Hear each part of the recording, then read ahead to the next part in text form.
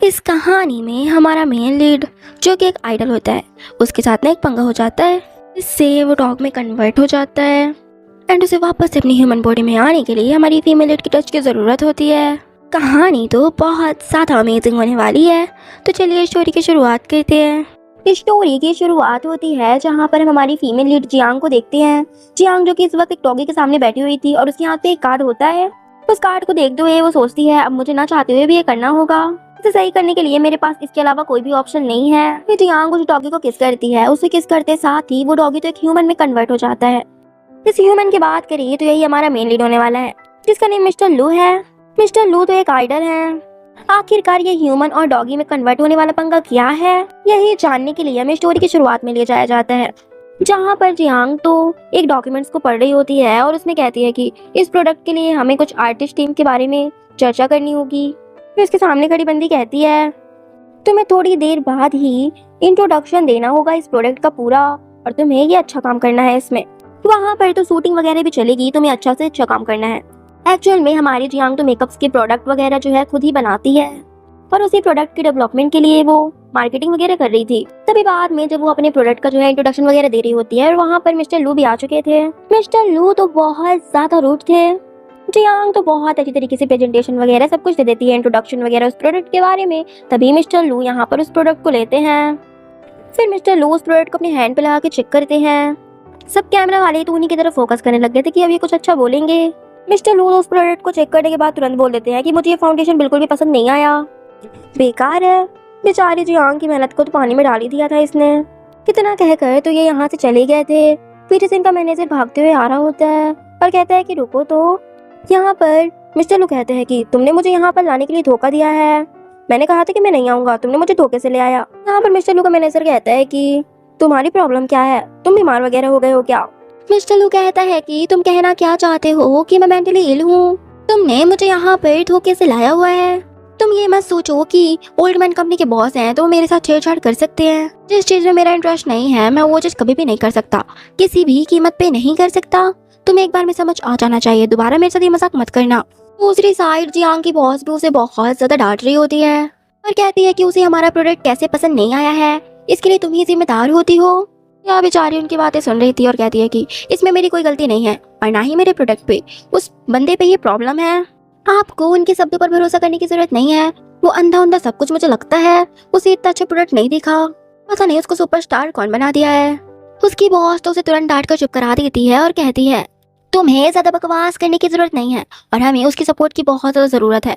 वो एक बहुत बड़ा स्टार है, तुम कैसे भी कर उसे मनाओ और हमारे लिए सपोर्ट करने के लिए कहो, हमारे प्रोडक्ट के लिए। बेचारी जिया के पास भी कोई ऑप्शन नहीं था, उसे ना चाहते हुए भी ये बात माननी पड़ती है। सीने मिस्टर लू कार से आने वाले थे और यहाँ पर उनके बहुत सारे फैंस उन्हें चीयर्स कर रहे होते हैं। वहाँ पर तो उनकी इतनी ज्यादा फैंस थी, ये सारी फैंस तो जियांग को धक्का देकर ही चली जाती है, वो बेचारी यहाँ पे गिर जाती है। यहाँ पर तो सारी फैंस मिस्टर लू की तरफ चली गई थी। बाद में मिस्टर लू तो एक कार पे बैठे हुए थे। यहाँ पर तो जियांग उन्हें देख लेती है और उनके कार में आकर बैठ जाती है। मिस्टर लू तो उसे देख के साथ ही कहते हैं कि तुम कौन हो। जियांग कहती है कि आप भूल गए कि मैं कौन हूँ। फिर मिस्टर लू कहते हैं कि अच्छा हाँ मैं तो भूल ही गया, तुम मेरी फैन हो ना। जियांग इससे पहले कुछ बोल पाती, उसकी बात आधी काट कर मिस्टर लू कहते हैं मैं तुम्हें ब्लेम नहीं करता, मैं हुई इतना हैंडसम कि कोई भी लड़की मेरे चार्म से नहीं बच पाती। मेरा फेस और लुक देखकर ही मेरी तरफ ऑब्सेसिड हो जाती है। फिर जियांग मन में सोचती है कि क्या ही गधा है ये, खुद की तारीफें खुद के मुंह किए ही जा रहा है। मैं और इस गधे की फैन, माय फुट। ये खड़ूस तो मुझे बिल्कुल भी नहीं पसंद, मेरे बिना प्रोडक्ट को चेक किए ही इतना बुरा बुरा कह दिया था इसने। लेकिन फिर भी मुझे अभी अपने प्रोडक्ट के बारे में सोचना होगा, इसे तो मैं गलती से भी पसंद ना करूं। सेल्फिश मैन कहीं का, ऊपर से ये कितना चपड़ चपड़ करता है, ये तो मेरा सारा दिमाग ही खराब कर देता है। इसे बर्दाश्त तो मैं गलती से भी नहीं कर सकती। खैर मुझे अपनी अभी डील के बारे में सोचना चाहिए, इसकी वजह से ही मुझे कितनी सारी डांटें खाने को मिली थी। फिर वो कहती कि हाँ मैं आपकी फैन हूँ। यहाँ हमको खुद ये बोलते हुए अंदर से गुस्सा भी आ रहा था। फिर कहती है कि मैं सच में आपकी बहुत बड़ी फैन हूँ, क्या आप मेरी एक छोटी सी मांग पूरी कर सकते हैं। वो इससे आगे कुछ बोलती उससे पहले ही मिस्टर लू कहते हैं कि बिल्कुल नहीं और उसे कार से बाहर फेंकवा देते हैं। गलती से जियांग के पास मिस्टर लू की एक यूएसबी आ गई थी, जिस पर मिस्टर लू का एक स्क्रिप्टिंग वाला सॉन्ग था जो वो परफॉर्म करने वाले थे। फिर रात में जिया यहाँ पर मिस्टर लू को मैसेज करती है और कहती है कि तुम कल मुझे 10 बजे मिलना, अगर तुम्हें अपनी यूएसबी चाहिए तो। वो मिस्टर लू को मैसेज कर देती है। मिस्टर लू को भी वो यूएसबी बहुत ज़्यादा इंपॉर्टेंट थी और वो ढूंढ भी रहे थे, इस वजह से वो भी हाँ कर देते हैं। बाद में मिस्टर लू तो जियांग के पास जाते हैं और जियांग को देखकर कहते हैं कि अच्छा फिर ये तुम थी। जियांग जो कि अपने लैब में कोई फाउंडेशन पे काम कर रही होती है, मिस्टर लू को वो देख के कहती है कि आ गए तुम। मिस्टर लू कहते हैं कि तुमने मुझ पर ट्रिक करके मुझे यहाँ पे बुलाया है, मेरी एक यूएसबी का फायदा उठाकर। तो जियांग को भी गुस्सा आ जाता है। जियांग कहती है तुम एक बिग स्टार हो ना, फिर भी तुम इतना बुरा गाना गाते हो, कितना भद्दा गाना गाया है तुमने, न सुर है न ताल है, पता नहीं तुम्हें स्टार कौन बना दिया है। मिस्टर लू कहते हैं कि तुम तो मेरी फैन हो ना, क्या तुम्हारा लव मेरे ऊपर हेट में बदल रहा है। जियांग कहती है कि तुमने हमारी प्रोडक्ट की इतनी ज्यादा इंसल्ट करके आ गए, रिजेक्ट करके आ गए कि बहुत बुरा है। क्या तुमने उस प्रोडक्ट को एक बार भी चेक किया? तुम्हारे इस तरह बोलने से हमारी प्रोडक्ट की कितनी ज्यादा बदनामी हो रही है। तुम बस एक यूएसपी सॉन्ग के लिए यहाँ तक दौड़े दौड़े चले आए क्योंकि उसमें तुम्हारी थोड़ी बहुत मेहनत थी, लेकिन हमने तो बहुत ज़्यादा मेहनत की है इस फाउंडेशन को बनाने के लिए, इसको कवरेज बनाने के लिए। हमने कितनी बार एक्सपेरिमेंट हमारे फेल हुए हैं, तब जाकर हमारे ये बिल्कुल कवरेज फाउंडेशन बना है। तुमने इस फाउंडेशन को बिना यूज़ करे, बिना चेक किए तुमने एक बार में रिजेक्ट कर दिया, उसके बारे में इतना बुरा भला कहा। तुम्हारे इतना बोलने से हमारे प्रोडक्ट की कितनी ज़्यादा बदनामी हो रही है। लेकिन खैर तुमने जो बोला मुँह पे बोला, इस वजह से मैं तुम्हारी वर्ड से प्रभावित हुई। मुझे आशा है कि तुम सपोर्ट करोगे और मुझे बताना कि इसमें प्रॉब्लम क्या है। मैं तुम्हें लॉस नहीं होने दूंगी, डोंट वरी। मिस्टर लू के क्लोज आते हुए कहते हैं कि तुम्हें क्या लगता है कि मैं तुम्हारी मदद करूंगा? यहाँ कहते हैं कि हमारे प्रोडक्ट की इतनी ज्यादा बदनामी तुम्हारी वजह से हुई है, तो तुम्हें हेल्प करनी चाहिए और करनी होगी। मिस्टर लू कहता है कि तुमने इस बारे में मुझसे पहले चर्चा नहीं की है, क्या तुम मेरी पॉपुलैरिटी का फायदा उठाना चाहते हो? इस मामले की चर्चा करने की कोई जरूरत नहीं है, मैं तुम्हारी कोई हेल्प नहीं कर रहा। इतना कहकर तो वो यहाँ से जाने ही लगे थे। यहाँ तो उसे रोकने के लिए उसका हाथ पकड़ लेती है। मिस्टर लू तो उसके क्लोज आ जाते हैं और कहते हैं कि क्या तुम इस अकेले बंद कमरे में तुम मेरे साथ रहना चाहती हो, या फिर ये सब तुम जानबूझकर कर रही हो? ये तुम्हारे लिए तो फायदा ही होगा। मैं हुई इतना ज्यादा हैंडसम। इतना ज्यादा क्लोज आने की वजह से जियांग तो यहाँ पे बहुत ज्यादा नर्वस होने लग गई थी। तभी यहाँ पे लाइट गोल हो जाती है और जियांग कहती है कि लगता है लाइट गोल हो गई है। जियांग तो उसकी तरफ अट्रैक्ट हो रही होती, फिर कहती है उसे दूर करते हुए जब अपने सेंस में आती है कि लाइट गोल हो गई है, मैं भी दूसरा बल्ब वगैरह लगा कर आती हूँ। चलो सोचते हैं कि कैसी बंदी है, इतनी सारी बंदी मेरे पीछे आने के लिए मरी जा रही है, मेरी फैंस मेरे लिए क्रेजी हैं और ये है कि मुझे खुद से दूर तक कर दी। तभी वहाँ पे लैब पे कुछ चीजें वगैरह रखी हुई थी यहाँ पर, तो मिस्टर लू उन्हें टच ही करने लग गई थी। गलती से मिस्टर लू से तो यहाँ पर वो मेडिसिन वाली प्लेट गिर जाती है। यहाँ पर तो चारों तरफ धुआं धुआं हो गया था। तभी देखते देखते मिस्टर लू तो यहाँ पर डॉग में कन्वर्ट हो जाते हैं। जियांग कहती है कितना बदतमीज रूड इंसान है, इसे शर्म तक नहीं आई, मैंने इससे एक हेल्प की उम्मीद की, इससे तो कुछ उम्मीद करने लायक ही नहीं है, बदतमीज गधा कहीं का। तभी जियांग की नजर एक प्यारी सी डॉगी के ऊपर जाती है। जियांग सोचती है कि ये डॉगी किसका है और इसके पास जाकर कहती है कि कितना प्यारा डॉगी है ये। मिस्टर लू जो कि इस वक्त डॉग के रूप पे होते हैं, वो सोचते हैं कि ये वुमेन मुझसे क्या चाहती है। जियांग उससे प्यार करते हुए बोलती है कि तुम कितने प्यारे हो। फिर बाद में जियांग तो मिस्टर लू को घर पे ही ले आई थी, यानी कि हमारे डॉगी को। जियांग घर में बैठी हुई थी और कहती है कि अब कुछ घर में अच्छा लग रहा है, कम से कम इस डॉगी के आने की वजह से हमारे घर में थोड़ा चहल पहल है। कोई भी नहीं था मेरे साथ, मैं अकेली ही रहती थी, ये नया वातावरण मुझे पसंद है।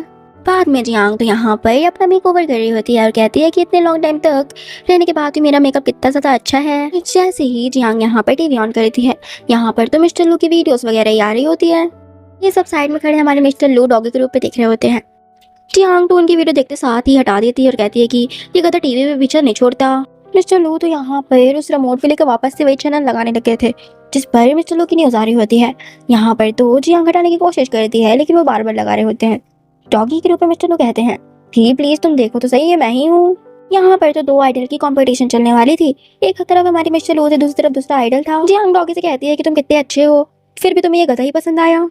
यार मुझे यहाँ पर तो दूसरा ही आइडल अच्छा लगता है, जैन जी वही बेस्ट है। मिस्टर लू सोचते हैं कि क्या ही बंदी है, मेरी बुराई मेरे मुंह पे कर रही है। यहाँ पर तो जियांग कहती है लगता है इस बात से तुम भी सहमत हो, और उसे पकड़ कर टाइटली हक कर लेती है। मिस्टर लू सोचते हैं कि क्या ही वुमेन है, लगता है आज मेरा गला घुट कर ही मानेगी। जो कि वो एक डॉगी बन चुके थे, वो भी डॉगी की तरह हरकत कर रहे होते हैं। फिर कहते हैं कि इतने बड़े रॉक स्टार को किसने तुम्हें हक करने की इजाज़त दी। फिर कहते हैं कि लेकिन अच्छा भी लग रहा है, ये काफ़ी ज़्यादा कंफर्टेबल है, और उसकी बैग पर रख करके मुस्कुरा रहे होते हैं। बाद में जियांग उसे सोने के लिए ले आई हुई थी और यहाँ पर उसके लिए अलग से बेड बना के रखी हुई थी डॉगी के जितना छोटा सा। खुद अपना बेड पे सोने के लिए चली जाती है। फिर चलो सोचता है कि मैं इस तरह के बेड पे सोऊंगा, एक रॉक स्टार इस तरह के बेड पे सोएगा, इस तरह के बेड पे तो मुझे नींद भी नहीं आएगी। फिर ना वो जाकर जियांग के बगल से सो जाता है। नेक्स्ट सीन हमें मॉर्निंग का दिखाया जाता है जहाँ पर जियांग सो रही होती है। तभी जियांग की नींद खुलती है और वो यहाँ पे सामने की तरफ दिख रही होती है। सामने पर तो मिस्टर लू होते हैं जो कि बिल्कुल नेकेड थे। जियांग तो मिस्टर लू को एक ही बेड पे देखकर जोरों से चिल्लाती है और उठ गई थी। उसकी आवाज सुनकर पीछे मिस्टर लू भी उठ जाते हैं। मिस्टर लू तो उठने साथ ही अपनी बॉडी वगैरह देख रहे होते हैं और खुश हो रहे होते हैं कि वो डॉगी से वापस से ह्यूमन बॉडी पर कन्वर्ट हो गए हैं और खुश होते हुए कहते हैं कि मैं ठीक हो गया। जियांग तो मिस्टर लू को देखकर कहती है कि तुम यहाँ पर कैसे, वो भी मेरे बेड पे और वो भी इस हालत पे। जियांग गुस्से में कहती है कि तुम मुझे यहाँ पे हार्म पहुंचाने के लिए आए हो ना। मैं अभी पुलिस को कॉल करती हूँ कि तुमने मेरे साथ क्या कुछ किया होगा और वो भी इस हालत में मेरे बेड पे पड़े हुए हो। मिस्टर लू तो उसे झट से रोकने की कोशिश करता है और कहता है, बवाली औरत शांत हो जा, तुमने ही मुझे कल रात घर लेकर आया है और पता नहीं मेरे पर क्या कर दिया जो मैं डॉग पे कन्वर्ट हो गया था। जियांग भी उसकी नेक पे वही पट्टा देखती है जो वो डॉग को दी थी। जियांग उस पट्टे को देखते हुए कहती है कि तुम्हें शर्म नहीं आए, तुमने एक डॉगी का पट्टा भी चुरा लिया। मिस्टर लू कहता है कि नहीं, ये मेरा पट्टा है। नहीं, मेरा मतलब है कि तुमने जो उस डॉग को पट्टा दिया था वो मेरा है। मैं एक डॉग में कन्वर्ट हो गया था, मैं तुम्हें बताता रहा हूँ, ये सच है। और तुम्हें क्या लगता है कि मैं एक पट्टा चुराऊंगा? तुमने मुझे अकेला समझ के रखा हुआ है क्या? जियांग कहती है कि तुम्हारा मतलब है कि तुम वही पिल्ले हो, मेरा मतलब है कि वही डॉगी हो।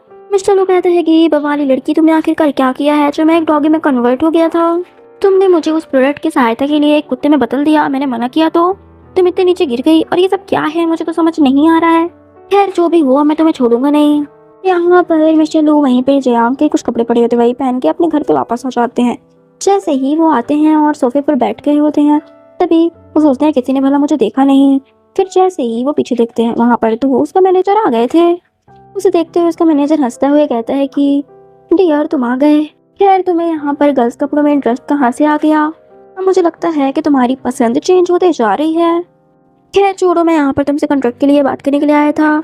आज से 1 मंथ बाद तुम्हारे लिए बहुत स्पेशल दिन है। यहाँ पर तुम्हें एक सॉन्ग प्रिपेयर करके रखना होगा और तुम्हें एक बहुत अच्छा सॉन्ग प्रिपेयर करके उनके लिए प्रेजेंट करना होगा। मिस्टर लू कहता है कि ये ठीक है। फिर बाद में मिस्टर लू तो यहाँ पर अपने सॉन्ग की प्रैक्टिस कर रहे होते हैं। तभी वो सोचते हैं कि मैं बार बार उस वुमेन के बारे में क्यों सोच रहा हूँ। फिर मिस्टर लू कहते हैं कि मेरा सेल फोन कहाँ पे है। दूसरी साइड हमें यहाँ पे जियांग का दिखाया जाता है जो कि लैब में होकर यहाँ पर प्रैक्टिस वगैरह कर रही होती है और फाउंडेशन बनाने वाली थी क्योंकि उनका प्रोडक्ट भी लॉन्च होने वाला था। जियांग कहती है कि हमारा प्रोडक्ट बहुत अच्छा बना हुआ है, ये बहुत ज़्यादा कवरेज दे रहा है फेस में हर एक चीज़ की जगह पर, बस लॉन्च होने की देरी है। जब जियांग जा रही होती है तभी वहाँ पर उसे एक फ़ोन पड़ा हुआ मिलता है। ये फ़ोन तो किसी और का नहीं बल्कि मिस्टर लू का ही था। तभी जियांग जब उस फ़ोन को अनलॉक करती है उस पर तो वही वीडियो थी जो मिस्टर लू डॉग पे कन्वर्ट हो गए थे। जियांग सोचती है इसका मतलब मिस्टर लू सच कह रहे थे।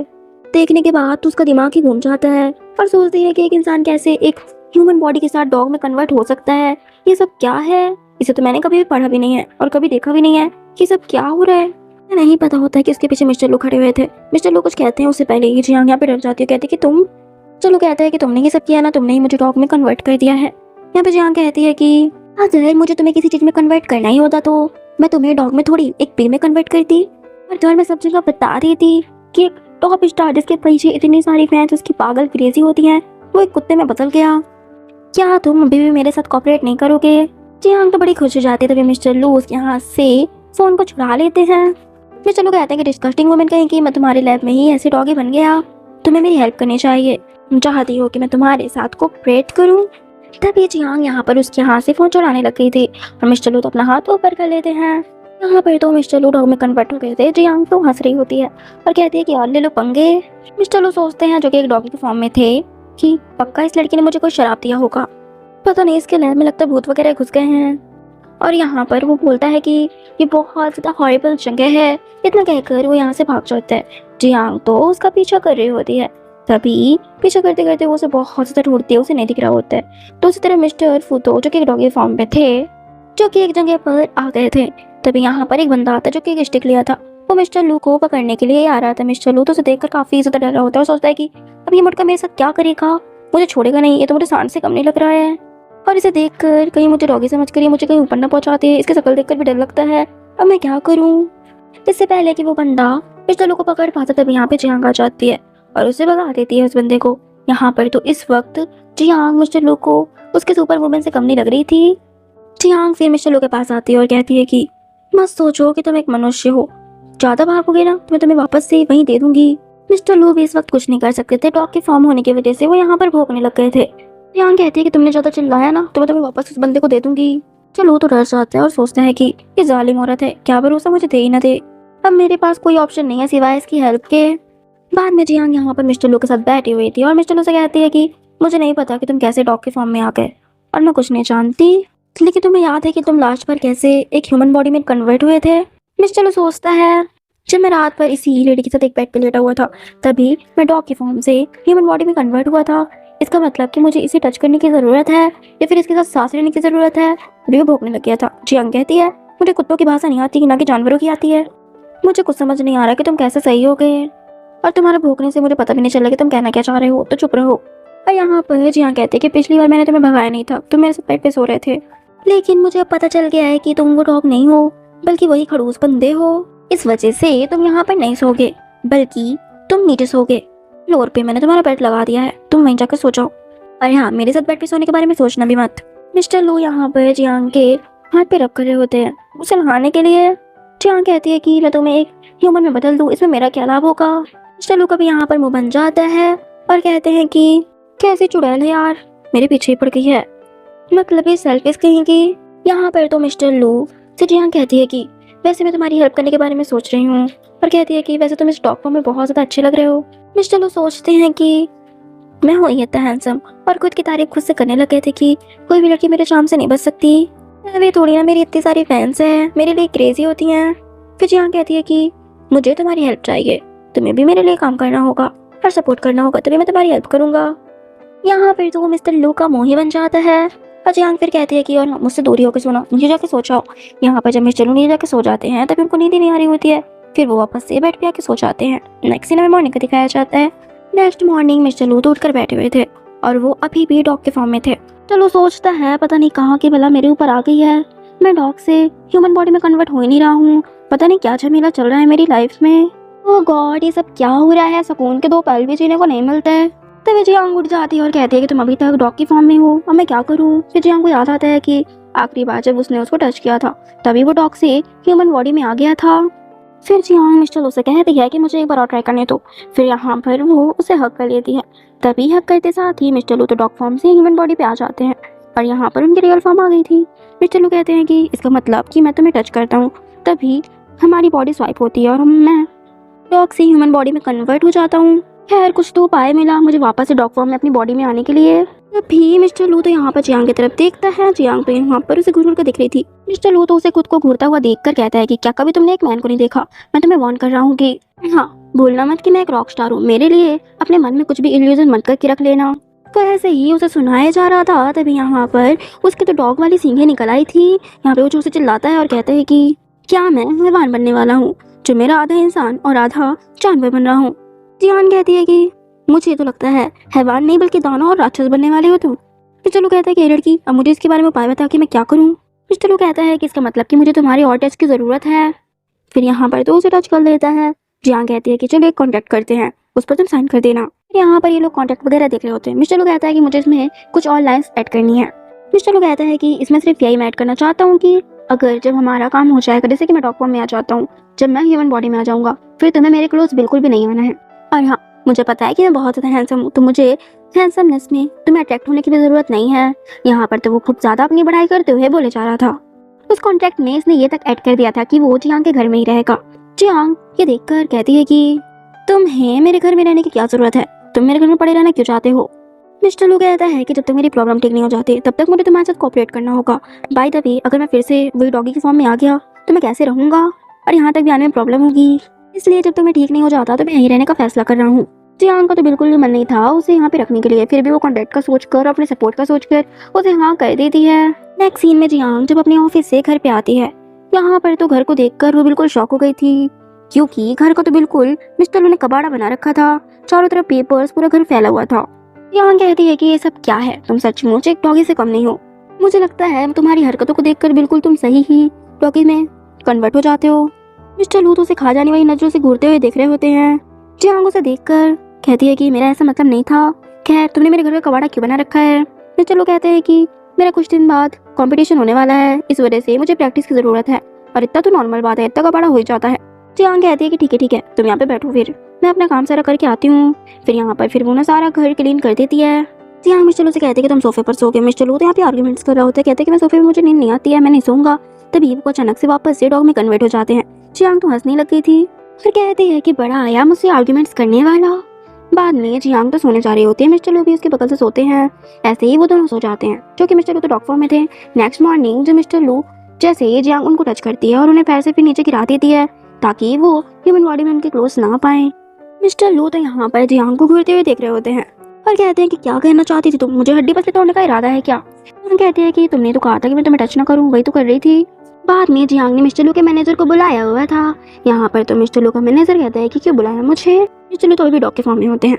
जियांग उससे कहती है कि जो तुम्हें दिख रहा है ना, यही तुम्हारा रॉक स्टार है, तुम्हारा बॉस। जियांग की बातों को सुनकर वो तो जियांग को पागल समझ रहा होता है और कहते हैं कि क्या तुमने मुझे पागल समझ रखा है, कोई इंसान डॉग कैसे हो सकता है। जियांग की बातों को झूठ मानते हुए वहाँ से जाने लग गया था। तभी यहाँ पर मिस्टर लू जो कि डॉग के फॉर्म में होते हैं, वही जाकर उसके साइड से पैसे निकाल लेते हैं जहाँ पर वो सीक्रेटली पैसे रखता था। मैनेजर कहता है कि मैं यहाँ पर पैसे रखता हूँ, ये सिर्फ मुझे और मेरे बॉस को पता था, इसका मतलब कि यही मेरे बॉस हैं। मैनेजर तो अभी भी कंफ्यूज हो रहा होता है और कहता है कि ये डॉग में कन्वर्ट कैसे हो सकता है, आई थिंक ये कोई कोइंसिडेंस हुआ होगा, मैं सब चीज़ें बातों को नहीं मानता। जियांग कहती है कि मेरे पास कोई भी ऑप्शन नहीं बचा है। मैनेजर कहता है कि मैं ये सारा टॉपिक आपके ऊपर छोड़ता हूँ। इतना कहकर तो वो यहाँ से चला गया था। जियांग जो कि यहाँ पर मिस्टर लू को मुंडी पकड़कर उसके वॉलेट पर किस करती है। किस करते साथ ही मिस्टर लू अपनी ह्यूमन बॉडी पर आ गए थे, जो कि सिर्फ जियांग को ही घूरे जा रहे थे। फिर वो अपनी तरफ देखते हैं, जियांग तो अपना फेस साइड कर लेती है और मिस्टर लू अपने एक पिलो लेकर साइड पे बैठ जाते हैं, जिसे तो बहुत ज़्यादा एम्बैरस फील भी हो रहा था। नेक्स्ट सीन में जियांग जब ऑफिस जा रही होती है तभी रास्ते पर एक लड़की कहती है कि तुम्हें एक्ट्रेस मीना बुलाई है। फिर जियांग मीना के कैबिन में जाती है। मीना जो कि मिस्टर लू को लाइक करती है, इस वजह से उसे भनक लग गई थी कि आजकल वो जियांग के करीब है, इस वजह से उसने उसको बुलाया था। जियांग तो मीना को देख कर बहुत ज्यादा खुश हो जाती है क्योंकि वो उसे पसंद करती थी, उसकी फेवरेट एक्ट्रेस मानती थी। यहाँ पर मीना कहती है कि तुम आजकल मुझे मिस्टर लू के करीब में एक रूमर्स में दिखी थी, सचमुच तुम दोनों साथ में हो, अगर हो तो तुम मुझसे दूर हो जाना क्योंकि मुझे वो बिल्कुल पसंद नहीं कि उसके कोई क्लोज जाए। मीना की ये बातें सुनकर तो जियांग तो शॉक हो जाती है और कहती है कि मैं तो बिल्कुल भी उसे लाइक नहीं करती, ना ही उसे पसंद करती हूँ। उस गधे को कौन ही पसंद करता है, मैं तो बल्कि उससे हेट करती हूँ, वो इतना गंदा बंदा है। उसने मेरे प्रोडक्ट की कितनी ज्यादा इंसल्ट की थी, ने मेरे प्रोडक्ट की बहुत बहुत ज्यादा इंसल्ट की थी और आप मुझसे होप करती हो कि मैं उसे लाइक करती हूँ कि बिल्कुल नहीं।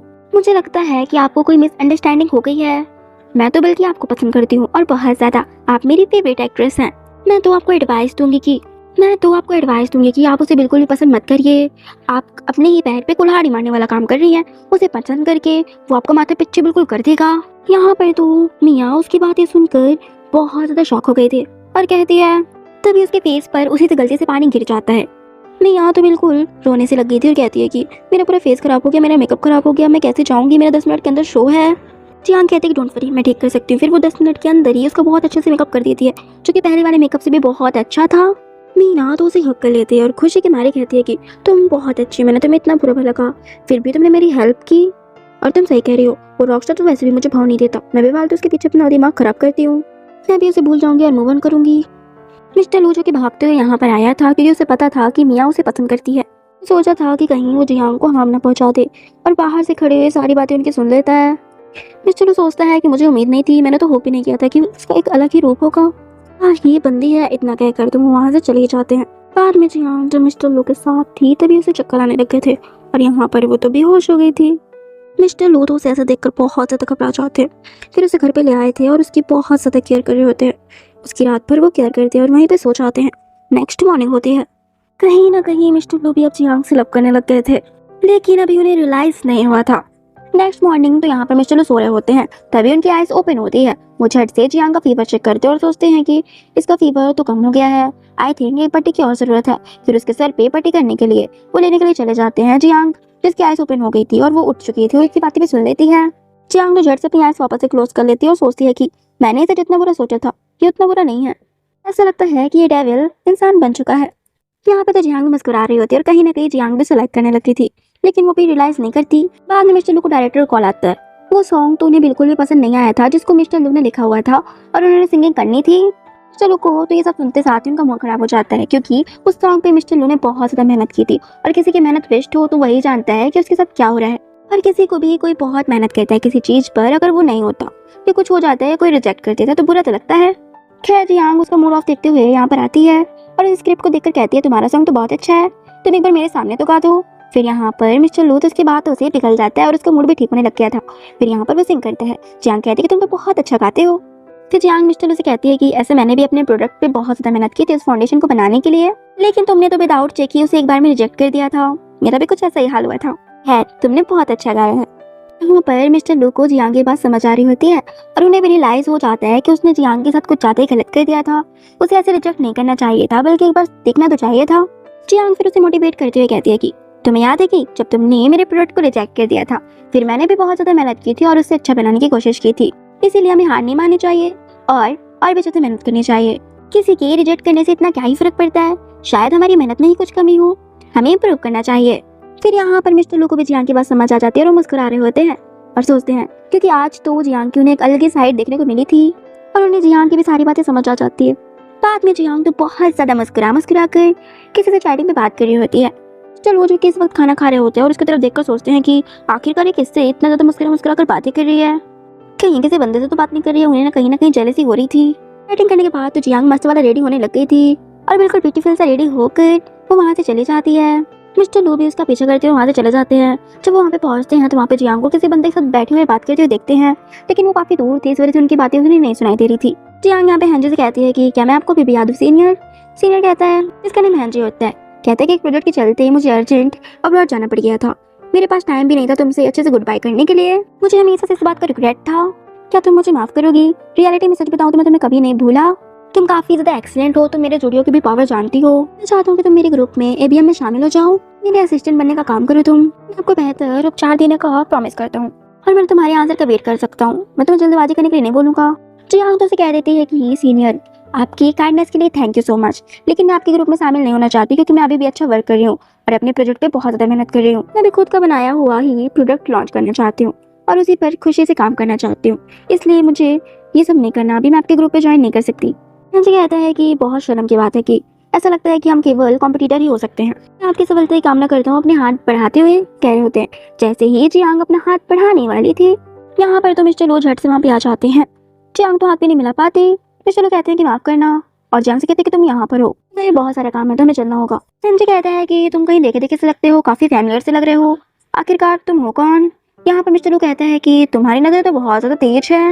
इससे पहले मिस्टर लू बोल पाते, जियांग उनके मुंह पे हाथ रख देती है और कहती है कि कोई नहीं, हमें बहुत सारा काम है ना, उसे वहाँ पास से ले जाती है। बाद में मिस्टर लू पूछता है कि तुमने आखिरकार मुझे बोलने क्यों नहीं दिया कि मैं एक सुपरस्टार हूँ। जियांग कहते कि हाँ पता है कि तुम एक रॉक स्टार हो, लेकिन तुम मेरे साथ हो, तुम आगे जाके क्या बोलते कि तुम वो कौन और इसके साथ क्या कर रहे हो?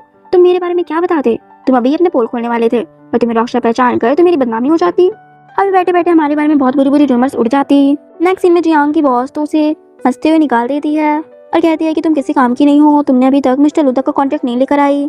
जियांग बेचारी अपना प्रोजेक्ट वगैरह लेकर वहाँ से चली जाती है। ये सब होते हुए एक साइड से बंदा भी झाँक रहा था जो कि उन पर नजर रख रहा था। बाद में जियांग एक जगह पर खड़ी हुई थी जहाँ पर हेनरी ने उसका प्रोजेक्ट चुरा रखा था।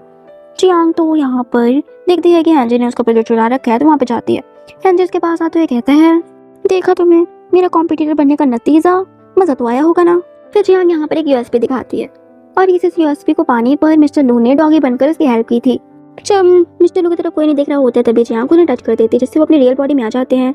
जो कि हेनरी यहाँ पे उन्हें देख रहा होता है वो तो डर जाता है और कहते हैं कि अभी कुत्ता बन गया था वापस से, ये कैसे बॉडी में आ गया, ये है कौन? यहाँ पर तो हेनरी कैसी बातें सुनकर और मिस्टर लू को देखकर सभी लोग कहते हैं कि ये लगता है पागल हो गया है। हेनरी को बोलते हुए मिस्टर लू जो कि एक रॉक स्टार होते हैं और उन्हें सब कोई जानते थे, इस वजह से वो कहते हैं कि लगता है ये पागल हो गया, इसे मेंटल हॉस्पिटल की सख्त जरूरत है। फिर यहाँ पर हेनरी को उसकी पुलिस पकड़ कर ले जाती है। एक्चुअल में यहाँ पर नाम जियांग को उसकी बॉस ने फायर नहीं किया था, बल्कि ये दोनों की प्लानिंग थी रियल कल्प्रेट को पकड़ने के लिए। बाद में जियांग अपने प्रोडक्ट को लॉन्च करती है। यहाँ पर तो वो प्रोडक्ट सबको पसंद आता है और मिस्टर लू ने भी जियांग के साथ कोऑपरेट कर लिया था। यहाँ पर सभी लोग खुश थे और बॉस भी इसकी। बाद में जियांग को मिस्टर लू घर लेकर आए थे क्योंकि जियांग ने बहुत ज़्यादा ड्रिंक भी कर ली थी, जिससे वो ड्रंक हो गई थी। यहाँ पर तो जियांग को कुछ भी होश नहीं था। फिर ना वो मिस्टर लू के फॉरहेड पर किस कर देती है। मिस्टर लू तो यहाँ पर बिल्कुल शॉक हो गए थे। इतना करते साथ ही जियांग यहाँ पर तो सो ही जाती है। नेक्स्ट हमें मॉर्निंग का सीन दिखाया जाता है जहाँ पर आज मिस्टर लू का कॉन्सर्ट था, इस वजह से वो पहले ही चले गए थे। जियांग उठती है तभी वो अपने फोन में देखती है जहाँ पर मिस्टर लू का आज कॉन्सर्ट होना था। यहाँ पर तो ये सॉन्ग मिस्टर लू जिया के नाम पर ही डेडिकेट कर रहे थे। कहते हैं कि ये सॉन्ग मैं खुशियाँ और सैडनेस पर गाना चाहता हूँ। इतना कहकर वो सॉन्ग शुरू करते हैं। तो उसे साइड यहाँ पर तो जियांग मिस्टर लू को ब्लॉक कर देती है, कहती है कि तुम अपनी दुनिया में खुश रहना, बस तुम खुश रहो, मैं बस इतना ही चाहती हूँ। जियांग जो कि बाहर जब घर से निकल ही रही थी, उसके पास भी एक डॉगी था जो कि मिस्टर लू जैसे डॉगी बन जाते थे वैसा ही था, क्योंकि अब मिस्टर लू की सारी प्रॉब्लम ठीक हो गई थी, अब वो डॉगी में कन्वर्ट नहीं होते थे। मिस्टर लू वहाँ पे दौड़ते हुए आते हैं और कहते हैं कि तुमने मुझे ब्लॉक क्यों किया है? अरे हाँ, तुम्हें ना मुझे ब्लॉक करने की भी अनुमति नहीं है। मैं मिस्टर लू जो कि तुमसे बहुत ज्यादा लव करता हूँ। मिस्टर लू ने तो यहाँ पर जियांग को कन्फेस ही कर दिया था। जियांग भी तो लव करती थी, इस वजह से वो भी हाँ कर देती है। फिर यहाँ पर ये दोनों हक करते हैं। इसी के साथ हमारी इस स्टोरी की एक हैप्पी सी एंडिंग हो जाती है। सो फ्रेंड्स, आप लोगों को ये स्टोरी कैसी लगी कमेंट में ज़रूर बताइएगा। और अगर ये स्टोरी पसंद आई हो तो प्लीज़ मेरे चैनल को सब्सक्राइब और इस वीडियो को लाइक शेयर कर दीजिएगा। जल्दी आप लोगों के लिए एक न्यू और इंटरेस्टिंग सी स्टोरी लेकर आऊँगी।